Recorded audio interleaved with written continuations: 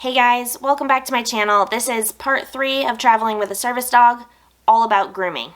Last year my husband and I went on a big RV road trip for about 2 months with my service dog Buddy. Buddy is a golden retriever. He has long fur and he sheds a lot, but he's also a service dog, so we had to make sure that he stayed clean and wasn't shedding all over the public places where we were going. And that's not the easiest thing to do when you're living in an RV for a couple of months. It's definitely not the easiest thing to do when you're going on big crazy hikes in the Utah desert every single day and then going home to an RV. I'm going to tell you some of the tricks that we learned to keep Buddy cleaner when we didn't have access to a bath. And I'm also going to tell you some of the things that we did to de-shed him when we knew that we were going to go into a public place like a store and we didn't want him to shake and have a bunch of fur go everywhere in a public place.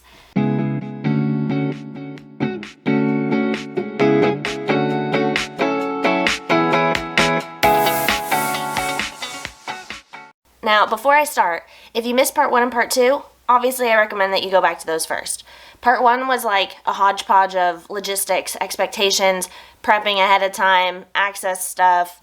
I'm sure there's more, but that's what was in part 1. Part 2 was our packing list, everything except for the grooming stuff that I'm going to go over today. I'll do a link there or over here so you can find part 1 and part 2. You're a strange dog. Also, yeah, I'm super pregnant. If you didn't know that by now, you're new. Welcome. Alright, grooming on the road trip.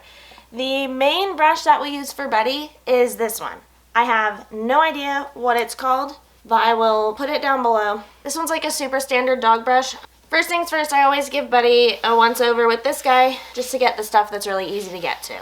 It does a really good job taking off a lot of the fur, as you can see, and then it's got an ejector button on the back so that you can eject the fur and pull it off super easily. This is going to be a mess. This is also the brush that I usually use on his mane, and his mane is really thick and really long, so I usually pull it up and start at the bottom so that I can work my way up slowly and really make sure that I'm getting every cross section of his undercoat.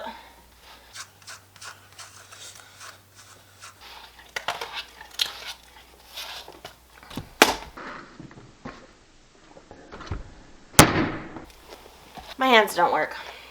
A lot of times while I'm doing Buddy's chest, he'll kind of make this sound that you guys heard during the cognitive tests video. He'll go, because it feels so good. He really likes this brush on his chest. Oh, did you hear it? And then Buddy also has this fur under here. And I don't know how sensitive his forearms are, so I try not to just go straight at it with this guy because it feels a little bit harsh. Instead, what I do is I have him lay down and I use this really gentle sort of horsehair brush. It has soft bristles. And this goes really well over his, what's this called? Forearm mohawk. This part's much easier to get when he's laying down. Down. Good boy. Because I can lay his arm out. Can you see this? Let me bring you. Come here. So I'll put his arm out like this and use the soft bristles to go over all of this.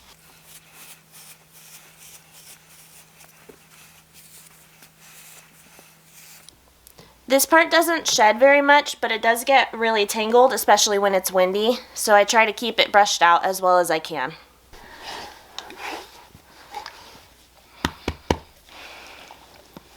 For Bud's ears, I kind of do the same thing. I feel like this is a really sensitive part of his body, so I try to just use the soft bristle brush if I can get away with it. I'll get the top of his ears and underneath. Buddy is super prone to knots and mats of fur under his ears, so if I do see anything down there, I use this fancy thing. I have an electric trimmer that I use for the knots on his ears. He does not like it, obviously. It's very loud. But his fur under his ears is like baby fine. He'll get these little tiny mats in here. So if I ever see these little mats, I use this guy. I turn it on away from him so that he doesn't get startled by the noise. Oh, good boy.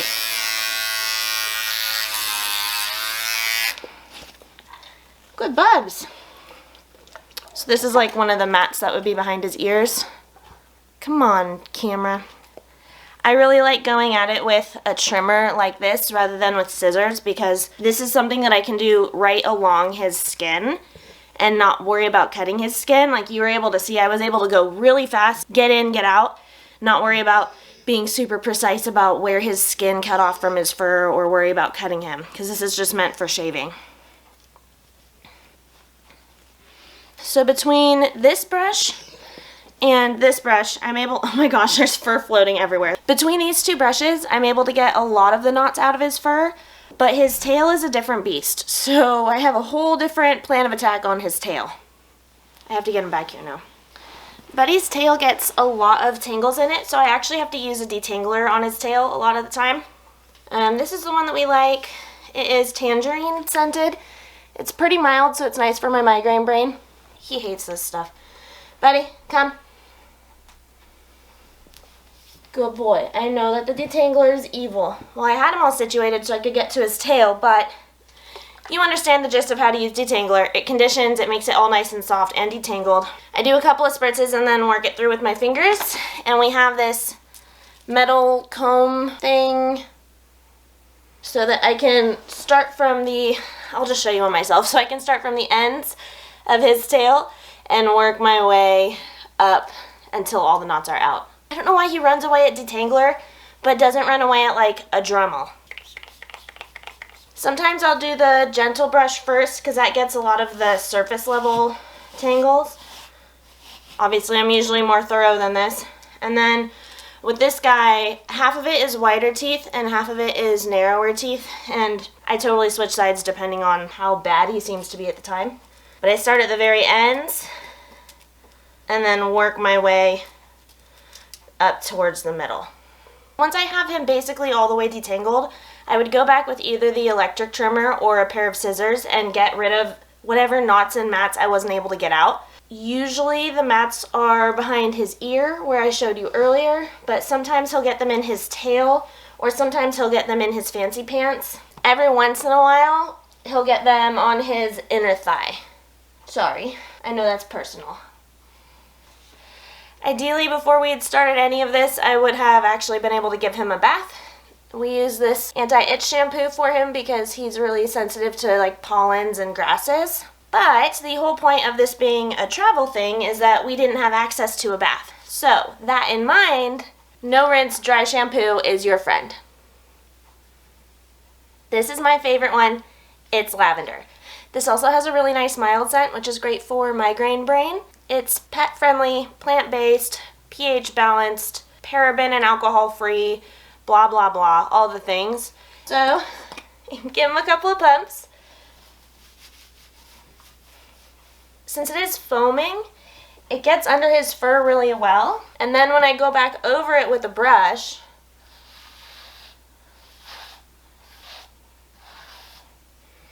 I end up getting a ton more fur out even though I literally just brushed that area with this.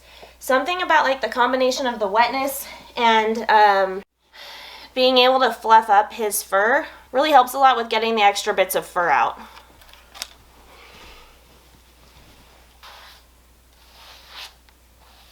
Just keeps getting fur. Get down. This is not your favorite video, is it? Anytime that I use this dry shampoo and I really am able to work it in and then brush it out and then let it dry, his fur always feels super clean and it smells really good. And it really is just like we gave him a bath. It's really great. You're not getting a bath, don't worry. Every once in a while, he would still have dirt on him even after all the brushing, even after the dry shampoo and another round of brushing. And if that ever happened, we would use doggy wipes. Oh, stay. Buddy, down. Good. Dog bath wipes.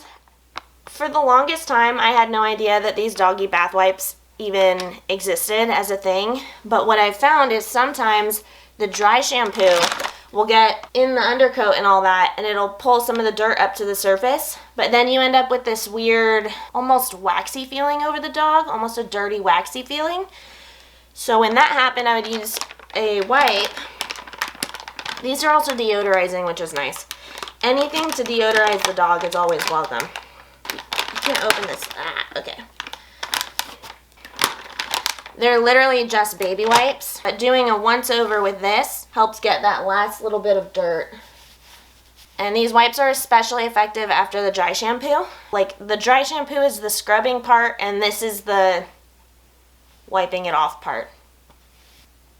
You guys probably can't see it, but there's a good little bit of dirt on here, and there's even more fur. For trimming Buddy's nails, I've never used a clipper. I've only ever used, it's a Dremel, but it's like a knockoff Dremel. I'm not going to attempt to say the name. But my favorite thing about this nail trimmer is that it has a protective barrier thing on it, so that the part that's spinning that actually does the grinding is only exposed by this little window, and I feel like that makes it easier to not mess up when I'm trimming I feel like it makes it easier to not mess up when I'm trimming the dog's nails. Usually when I groom the dog, I'm paying any attention to him. Usually I'm not talking to someone else. I'll be making eye contact with him and making it fun and telling him it's okay and making it, you know, a better time than I'm doing right now. So I'm not going to trim his nails on the camera, although he doesn't mind his nails getting done as much as he minds dry shampoo. Huh. Okay, you can go. Every once in a while, we noticed that Buddy's ears would start bothering him, and the way that we noticed that is either he would take his back paw and scratch up inside his ear hole. I'm going to call it an ear hole. He would scratch inside his ear hole and then kind of sniff and lick it and then go back in his ear hole. Or he would flap. He'd shake his head back and forth and it would go flap, flap, flap, flap, flap, flap, flap. If we left that going for long enough, then it would develop into an ear infection, and then we would have to go to the vet and they would prescribe either an ear cleaner or an oral antibiotic, or sometimes both.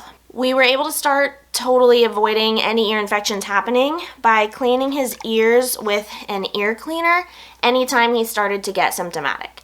So this is the ear cleaner that we use for him as needed, and it's basically like if we give him a bath, if he goes swimming, if he starts flapping, or I guess, yeah, anytime he gets muddy, that kind of thing, we dump some of this in his ear, close it up, shake it around, you can hear it sloshing, and then just wipe it off with a paper towel.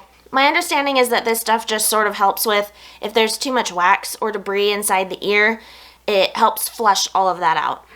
It also helps a lot with the ear odor, but the downside is that it leaves an oily finish on the fur underneath his ear, and you may have been able to see that when I was brushing his fur under his ear. Buddy does have sort of sensitive skin, so sometimes he gets kind of itchy, especially on the more delicate skin in between his legs, like on his inner thighs. And that happened even more when we were traveling and couldn't give him baths, because any dirt or dander, pollen that would get in there would just stay and rub until the next time I really got in there with a wipe. So if we noticed that Buddy was getting red or itchy on his belly or his inner thighs, we used some of this itch relief spray. I have never not seen a drastic improvement in the redness and itchiness when I use this product. This is made for relieving that itching, relieving irritation, and it also moisturizes the area that's affected. I also think that Buddy totally hates the smell of it and the taste of it, so it helps keep him from continuing to lick and irritate the spot that's itchy. Everything that I've shown you so far has been about getting the fur off the dog so that the fur doesn't go from the dog onto everything else, humans and stuff. But you know that that's not totally effective, and he was still getting fur on literally everything. So I have 3 more things to show you. All of them are for removing fur from other stuff, and I think one of them might surprise you. First off, the most obvious, the lint roller. If you've never bought a lint roller, buy one with the diagonal stripes on it, like that. Don't buy one that has the vertical stripe like this. This just rips. This actually comes off. If you've never used a lint roller, there's dog fur on my leg. This is just tape. I can roll it off. And once the tape gets full, you peel it off and you have brand new tape. You saw how easily this one came off. That's because it's a diagonal one. The other one that I have is this straight line. it just rips. Part of the problem is that it's old, but it also just is not that good of a design. Second thing, you probably won't do this for your trip unless you're actually living in an RV, but we brought a whole hand vacuum. This one's got a button, opens up, has this like extender wand thing, it has a brush attachment, and this came in handy for not just dog fur, but also the dirt that the dog would bring into the home. This is obviously not something that goes on a travel list, but if you're living in an RV and planning on a giant road trip like the one that we did, definitely shell out the little bit of money to do one of these. It is worth the cabinet space, believe me. And the last thing that I think will surprise you a little bit is sandals. We have used sandals so many times to scrape fur off of carpets. I don't really feel like I have a good place to demonstrate this for you. But any rubber-soled sandals, if you scrape it along the carpet, wherever there's tons of dog fur, it pulls it right up. Most of the time on our trip, if I was doing really thorough grooming with the dog, it would be while we were staying in a hotel for the night. I know that's weird to stay in a hotel when you have an RV, but my husband was working part-time while we were on this road trip, so sometimes we would have to go to a hotel in order to get Wi-Fi, and while we were in there, he would work, and I would take the opportunity to obviously rest, because both of my boys are crazy and have more energy than I do, but also to groom the dog in a place that was really clean and I had a lot of floor space. And unfortunately, that would mean a lot of fur would end up on the carpet, just by virtue of doing a lot of dog grooming inside a room. So I'm going to put up a picture here where you can see that Buddy is all nice and clean, but there's a lot of fur in the background. And my husband and I spent a very long time getting all of that fur up from that carpet. And we did it using sandals. We've done it before in our home too. I don't know why it works so much better than a vacuum, but sometimes you gotta get creative. Obviously I would try this bad boy first, but these are a quieter, more compact, more travel-friendly option. That's it for our grooming list. If you learned anything new, please give this video a thumbs up and comment below with your thoughts. The next 2 videos that I have lined up for you are the Grand Canyon access issues and the stories of them just being general jerks to us because we had a service dog with us. And the other one is my grandson trying to build a cabinet for the baby's room. I'm not sure which one's going to be next week and which one will be the week after, but those are the next 2 that you have to look forward to, so make sure that you hit subscribe, tap the notification bell, turn on all notifications so that you know when those get uploaded. I'm pretty sure that is everything. I will see you guys next Friday. Have an awesome week. Can I move your butt? Hi. You can't hide. People want to see you.